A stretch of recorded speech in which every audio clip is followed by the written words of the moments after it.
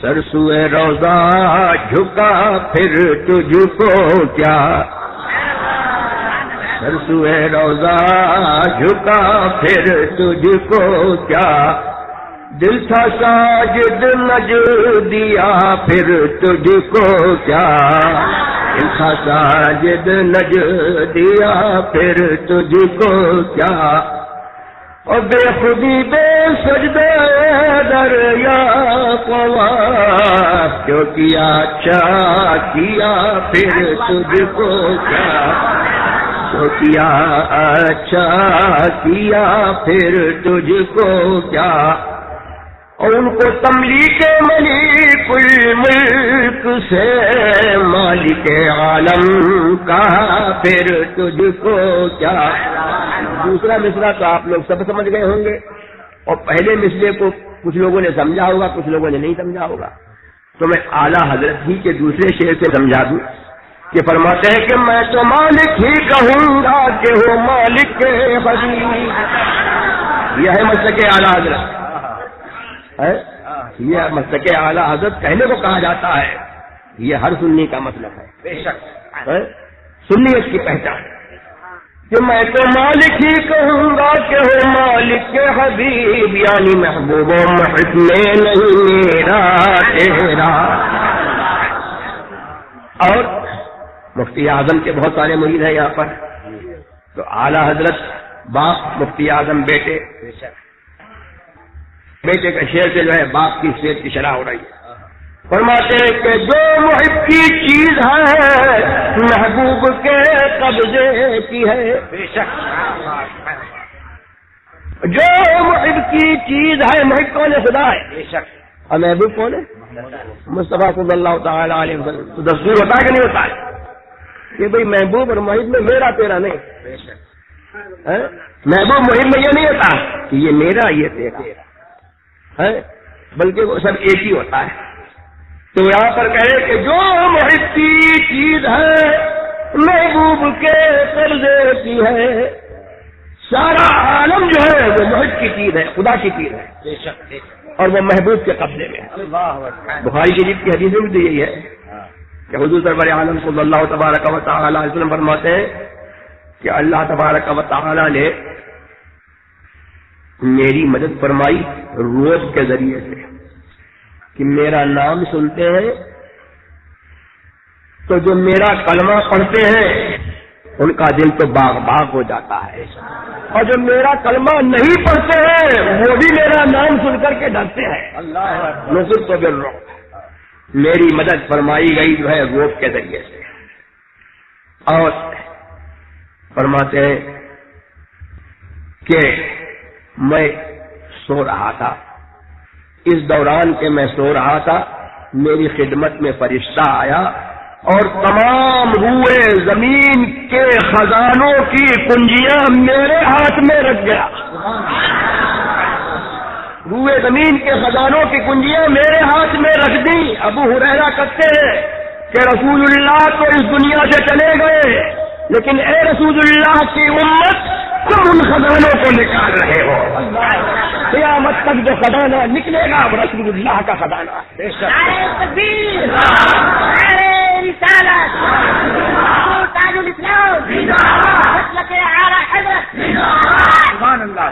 جو محب کی چیز ہے محبوب کے قبضے کی ہے، ہاتھ میں جس کے ہو سب کچھ اس سے کیا ملتا نہیں، ہاتھ میں جس کے ہو سب کچھ اس سے کیا ملتا نہیں۔ اب دیکھو گورنمنٹ آف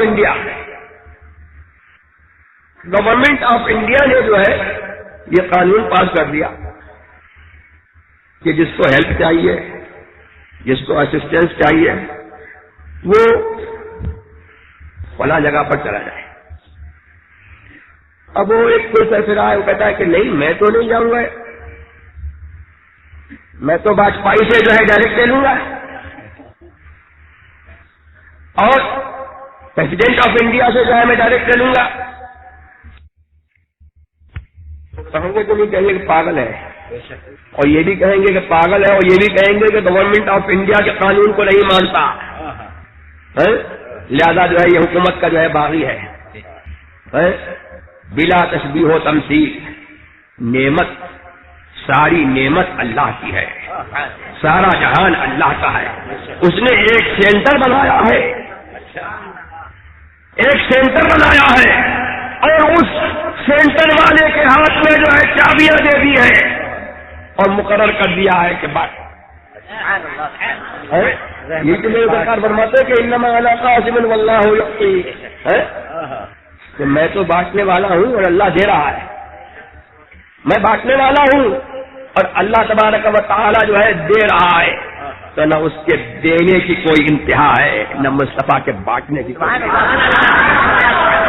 اور جس کو لینا ہے ان سے لے گا، اور نہیں مانے گا تو مسلمانوں کے طفیل میں جو ہے ملے گا تو اس دنیا میں، مانے یا نہ مانے، مانے یا نہ مانے، مانے گا تو احسان مند، نہیں مانے گا تو نمک حرام، لیکن ملے گا جو ہے یہی انہی سے ملے گا، اور قبر میں اور حشر میں جو ہے وہ جو ملے گا تو خاص جو ہے انہی کو ملے گا جو ان کا وسیلہ تھا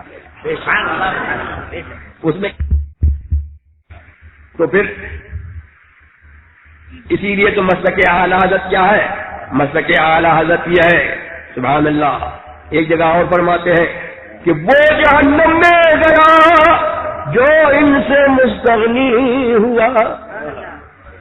گورنمنٹ آف انڈیا سے کوئی نہیں لیتا تو دنیا میں محروم رہے گا، جہنم میں تو نہیں جائے گا، لیکن جو ان سے نہیں لیتا وہ جہنم میں گیا، یہاں بھی محروم، قبر میں بھی محروم اور حشر میں بھی محروم، جہنم میں گیا۔ وہ جہنم میں گیا جو ان سے مستغنی ہوا ہے، خلیل اللہ کو حاجت رسول اللہ کی۔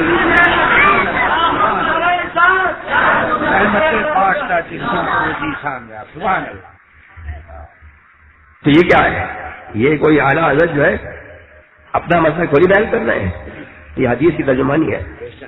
میرے سرکار نے ارشاد فرمایا کہ اللہ تبارک و تعالیٰ نے ہر نبی کو ایک دعا عطا فرمائی، اور اس نبی نے اپنی وہ دعا جو ہے پوری کر لی دنیا میں، وہ دنیا میں دعا مانگ لی، دعا قبول ہو گئی، اور ہر نبی کی دعا مستجاب ہے، جو دعا مانگے وہ قبول، لیکن ایک خاص دعا وہ نبی کو دی جاتی ہے، تو ہر نبی نے اپنی دعا جو ہے وہ اسی دنیا میں کر لی، قبول بھی ہو گئی۔ فرماتے ہیں اور میں نے اپنی دعا جو ہے چھپا کے رکھی ہے، میں نے اپنی دعا جو ہے چھپا کر کے رکھی ہے، کس کے لیے؟ اپنے لیے نہیں، اپنے خاندان کے لیے نہیں، بلکہ اپنے عام غلاموں کے لیے، خاندان والے بھی ہوں اور غیر خاندان والے بھی ہوں، جو میرا کلمہ پڑھ لے، لا الہ الا اللہ محمد رسول اللہ، میں نے ان کے لیے یہ دعا چھپا کر کے رکھی ہے۔ وہ کیا ہے کہ کل قیامت کے دن جو ہے جب کوئی شفاعت نہیں کرے گا تو میں شفاعت کروں گا، اور پھر سبحان اللہ کیسے کہتے کہ قیامت کے دن جو ہے وہابی کو کھل جائے گا، آج نہیں مانتا، آج جو ہے وہ نہیں مانتا، آج میرا وسیلہ نہیں چاہتا، رسول کا وسیلہ نہیں چاہتا، اللہ اکبر، لیکن کل قیامت کے دن جو ہے کھل جائے گا کہ جو اگلوں کا بھی وسیلہ یہی ہے، پچھلوں کا بھی وسیلہ یہی ہے، نبیوں کا وسیلہ بھی یہی ہے، ابراہیم کا وسیلہ بھی یہی ہے، اور فرماتے ہیں کہ سب کو میری حاجت ہوگی، یہاں تک کہ ابراہیم خلیل اللہ جو ہے ان کو بھی میری حاجت، اسی کا ترجمہ فرما رہے ہیں اللہ حضرت کہ وہ جہنم میں گیا جو ان سے مستغنی ہوا ہے، خلیل اللہ کو حاجت رسول اللہ کی، ہے خلیل اللہ کو حاجت رسول اللہ کی۔ اور پھر سبحان اللہ فرماتے ہیں کہ ان کے نام پاک پر دل جان و مال، ان کے نام پاک پر دل جان و مال، نجدیا سب تجدیا پھر تجھ کو کیا، نجدیا سب تج دیا پھر تجھ کو کیا. اور بھائی دیوبندی ہو وہابی ہو تو دیوبندی ہے، وہابی وہابی ہے، رافضی ہے. رافضیوں سے زیادہ مضر یہ وہابی ہے. کسی تم نے سنی کو رافضی ہوتے نہیں دیکھا ہوگا، لیکن سنی آسانی سے وہابی کیوں بن جاتا ہے، دیوبندی کیوں بن جاتا ہے، تبلیغی کیوں بن جاتا ہے؟ اس لیے کہ ان کا جو فتنہ ہے اور ان کا جو تقیہ ہے وہ رافضیوں سے زیادہ ہے. اور یہ سنیوں میں سنی بن جاتا ہے. تو اور ان سے بھی زیادہ مضر کون ہے؟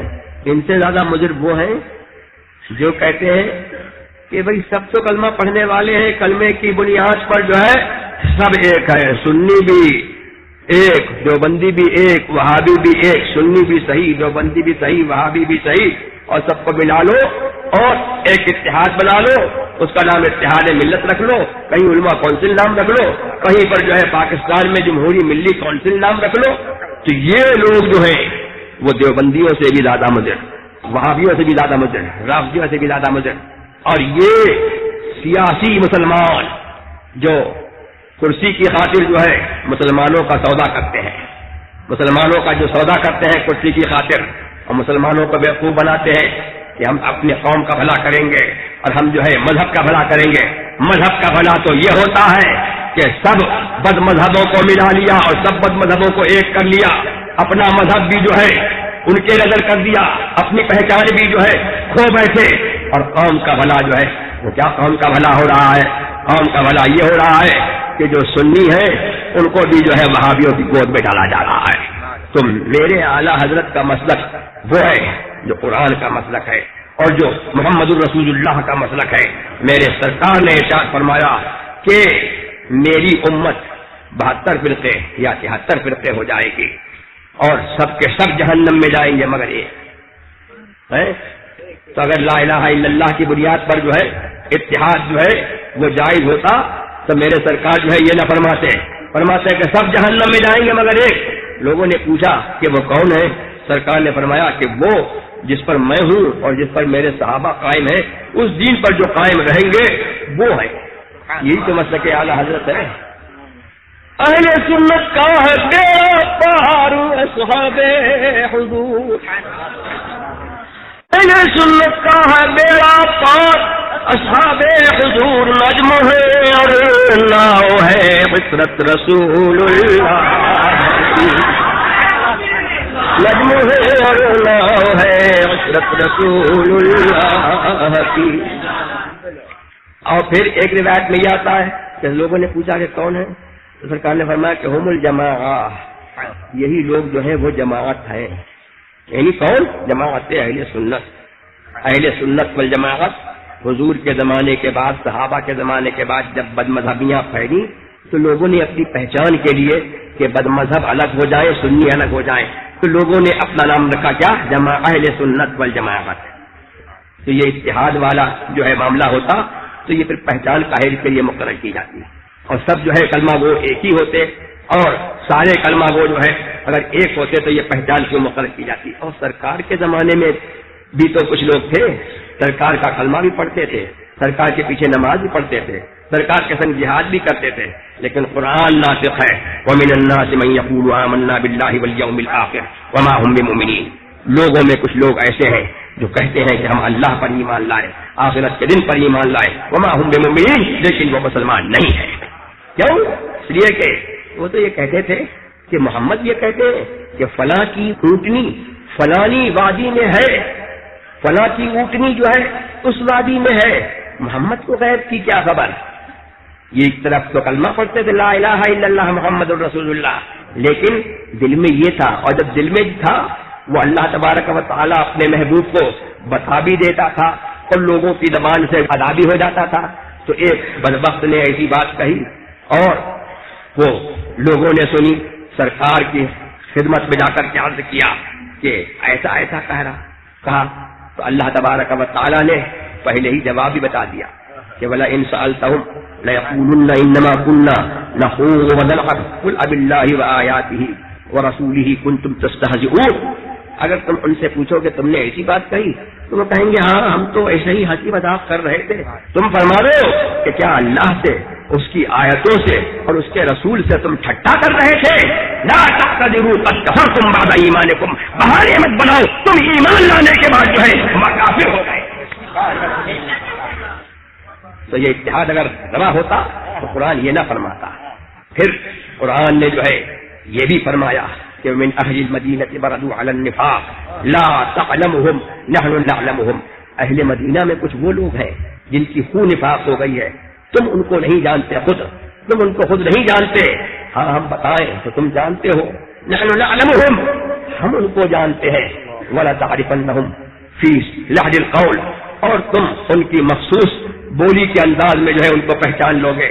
جب یہ آیت کریمہ نازل ہوئی ہے تو حضور سرور عالم صلی اللہ تبارک و تعالی علیہ وسلم نے یہ سنے, علماء کونسل والے سنے, اتحاد ملت والے سنے, اور کراچی کے جمہوری ملی کونسل والے سنے, جو فضل الرحمان گروپ سے اور جو بے نظیر کے گروپ سے اور جو احسان الہی ظہیر کے گروپ سے, غیر مقلدوں سے, بہابیوں سے, دیوبندیوں سے اتحاد رچائے ہوئے ہیں اور اس اتحاد کو جو ہے جائز سمجھتے ہیں, وہ سنے. میرے سرکار نے جو ہے 36 لوگوں کو تب و بیش جو ہے 36 تھے یا 32 تھے, مجھے اس وقت عدد یاد نہیں ہے, 30 سے اوپر لوگوں کو جو ہے میرے سرکار نے نکالا. اور یہ روایت جو ہے ساوی میں موجود ہے اور اعلی حضرت نے بھی لکھی ہے کہ حضور نے ارشاد فرمایا فلاں نکل جا تو منافق ہے, فلاں نکل جا تو منافق ہے, فلاں نکل جا تو منافق ہے. مسجد نبی شریف سے جو ہے ان کو نکلوا دیا. حضرت عمر رضی اللہ تبارک و تعالی عنہ کسی کام کی وجہ سے ان کو تاخیر ہو گئی تھی, وہ آ رہے تھے. اب ان کو شرم ہوئی کہ ارے جمعے کی نماز ختم ہو گئی اور میں جو ہے تاخیر ہو گئی, مجھے میرا جمعہ چھوٹ گیا. تو ان کو شرم یوں آ رہی تھی اور یہ منافق یوں شرم آ رہے تھے کہ ارے عمر نے ہم کو دیکھ لیا, اب ہماری کیسی درگت بنے گی, کیسی حالت ہوگی. اسی حال میں جب اندر پہنچے ہیں تو دیکھا کہ ابھی جمعہ کی نماز نہیں ہوئی ہے. سرکار منبر پر تشریف فرما ہے اور فرما رہے اخرج یا فلان فإنک منافق, اخرج یا فلان فإنک منافق, اے فلاں تو نکل جا کہ تو منافق ہے, فلاں تو نکل جا کہ تو منافق ہے. اللہ اکبر. تو حضرت عمر رضی اللہ تبارک و تعالی عنہ تشریف لے گئے, ان کو نماز ملی. تو یہ جو آج دعویٰ کیا جاتا ہے کہ میاں جو کلمہ پڑھ لے وہ سب کے سب مسلمان ہیں, اور کلمہ پڑھے اور چاہے گستاخی کرے, چاہے ضروریات دین کا انکار کرے, اور چاہے حضور کے علم غیب کا انکار کرے, چاہے کیسا ہی کوئی عقیدہ رکھے, سب ایک ہے. یہ وہ بولی ہے جو مسلک اہل سنت کے خلاف ہے, اور مسلک اعلیٰ حضرت جو ہے وہ بعین ہی مسلک اہل سنت ہے جو صحابہ ہے. اہل سنت کا ہے بیڑا پار اصحاب حضور, نجم ہے اور ناؤ ہے عطرت رسول اللہ کی. اب جو ہے اسی لیے اعلیٰ حضرت نے للکارا اور بتایا کہ ایک مسلمان کی کیا پہچان ہونا چاہیے کہ وہ مصطفیٰ کا بندہ رہے, مصطفیٰ کا بندہ رہے, اور بد مذہب دیو کا بندہ. لہذا فرماتے ہیں کہ مصطفیٰ کے بندے کو جو ہے دیو کے بندے سے کوئی غرض نہیں. دیو کے بندوں سے ہم کو کیا غرض, دیو کے بندوں سے ہم کو کیا غرض, ہم ہیں عبد مصطفیٰ پھر تجھ کو, ہم ہیں عبد مصطفیٰ پھر تجھ کو کیا. اب شرک کا ملک پھیل گیا. ارے مولانا احمد رضا نے اپنا نام عبد المصطفیٰ رکھ لیا, مشرک ہو گئے. لیکن اعلیٰ حضرت فرما رہے کہ یہ تیرے نصیب میں نہیں ہے, تیرے نصیب میں نہیں ہے. اور جو سچے پکے مسلمان ہیں ان کے نصیب میں یہ ہے کہ اللہ تبارک و تعالیٰ نے قرآن میں فرمایا, مصطفیٰ کو حکم دیا کہ اے میرے محبوب میرے بندوں کو اپنا غلام کہہ کر کے پکارو. قل یا عبادی الذین اسرفوا علی انفسہم لا تقنطوا من رحمت اللہ. اے محبوب یہ فرماؤ اے میرے غلاموں, اے میرے بندوں. کس کے بندوں؟ مصطفیٰ کے بندوں, جنہوں نے اپنی جانوں پر ظلم کیا. اللہ کی رحمت سے ناامید مت ہو, میں اللہ کی رحمت ہوں, میں سراپا اللہ کی رحمت ہوں. میرے پاس آ جاؤ اور میرے وسیلے سے دعا کرو اور میں تمہارے لیے جو ہے دعا کر دوں گا, تمہاری بخشش ہو جائے.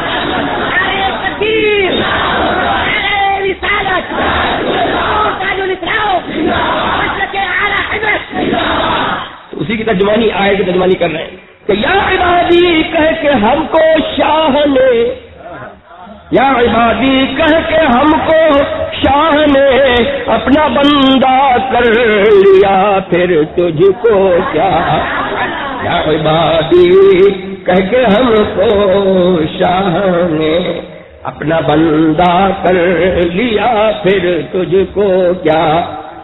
اور پھر جھگڑا کس بات کا؟ جس سے خطاب ہے وہ اس کو سمجھتا ہے، جس سے خطاب ہی نہیں ہے تو کہتے ہیں کہ دیو کے بندوں سے کب ہے یہ خطاب، دیو کے بندوں سے کب ہے یہ خطاب، تو نہ ان کا ہے نہ تھا، پھر تجھ کو کیا، نہ ان کا ہے نہ تھا، پھر تجھ کو کیا۔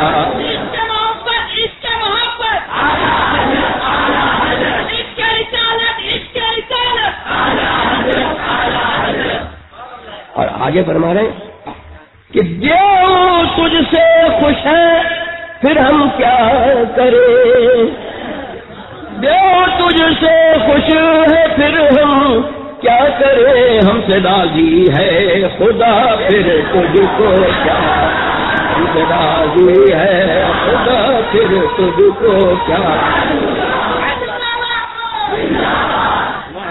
اور وہ شیخ قطع بند ہے تو وہ ایسے سمجھ میں نہیں آئے گا، پھر سے پڑھوں کہ دیو کے بندوں سے کب ہے یہ خطاب، تو نہ ان کا ہے نہ تھا، پھر تجھ کو کیا، نہ تھا نہ ہے۔ اور آگے والی بات آگے ہوگا، کہتے کہ لا یعود، آگے ہوگا بھی نہیں، مہر لگ گئی، اللہ کے رسول نے فرما دیا لا یعود، مہر لگ گئی، یہ دین میں ہے ڈاؤٹیں گے نہیں، دین سے نکل چکے، اب دین کی طرف جو ہے واپس نہیں آئیں گے، علم الہی میں جو ہے اور رسول اللہ صلی اللہ تبارک و تعالی علیہ وسلم کو اللہ تبارک و تعالی جن کے بارے میں فرما دیا ہے کہ دین میں نہیں لوٹیں گے، تو رسول کی زبان سے ہو گیا تب دین میں لوٹیں گے نہیں، تو ان کی فکر کرنے کی ضرورت نہیں، اپنے آپ کو سنبھالو، تم سنی رہو، تم ایمان والے رہو۔ بہت سے لوگ اس بہانے چلے جاتے ہیں، ارے ہم تو اس لیے جا رہے ہیں کہ وہ ہم جیسے ہو جائے، ہم جیسے ہو جائے، ہم جیسے ہو جائے، تو میرے سرکار نے فرمایا کہ لا یعودون، وہ دین والے ہوں گے نہیں، تمہارا دین جو ہے چھین لیں گے لیکن تمہارے دین میں نہیں آئیں گے۔ لا یعودون، آگے ہوگا بھی نہیں، تو الگ ہے دائما پھر تجھ کو کیا، تو الگ ہے دائما پھر تجھ کو کیا۔ اور اس کی غرض و غایت کیا ہے؟ رسول کی غلامی کی غرض و غایت، رسول جو دین لے کر کے آئے اس پر قائم رہنے کی غرض و غایت کیا ہے؟ غایت یہ ہے کہ جنت جو ہے وہ ہماری جاگیر ہے، جنت جو ہے وہ کس کی جاگیر ہے؟ ہماری جاگیر ہے، کس کی جاگیر ہے؟ ابنائے آدم کی جاگیر ہے، آدم علی نبینا علیہ الصلوۃ والتسلیم کے ان بیٹوں کی جاگیر ہے جو مصطفیٰ صلی اللہ تبارک و تعالی علیہ وسلم کی غلامی کا دم بھرے، ان کا کلمہ پڑھے اور ان کا کلمہ پڑھ کر کے جو اس دنیا سے جو ہے خیریت سے چلے جائے، ان کی جاگیر ہے۔ قبر بھی ان کی جنت بنے گی، جنا بنے گی محبان چار یار کی قبر، یہ مسلک اعلیٰ، جنا بنے گی محبان چار یار کی قبر جو اپنے سینوں میں یہ چار باغ لے کے چلے۔ تو اعلیٰ حضرت جو ہے فرما رہے کہ تیری دوزخ سے تو کچھ چھینا نہیں، تجھ سے جنت سے کیا مطلب وہاں بھی دور ہو، یہ مسئلہ کیا اعلیٰ ہے، تجھ سے جنت سے کیا مطلب وہاں بھی دور ہو، ہم رسول اللہ کے جنت رسول اللہ، ہم رسول اللہ کے جنت رسول اللہ۔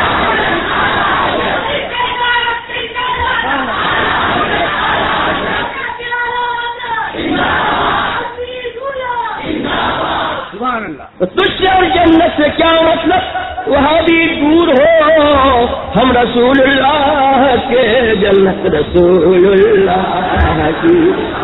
فرماتے ہیں تیری دوزخ سے تو کچھ چھینا نہیں، تیری دوزخ سے تو کچھ چھینا نہیں، خلد میں پہنچا رضا پھر تجھ کو کیا، میں پہنچا رضا پھر تجھ کو کیا.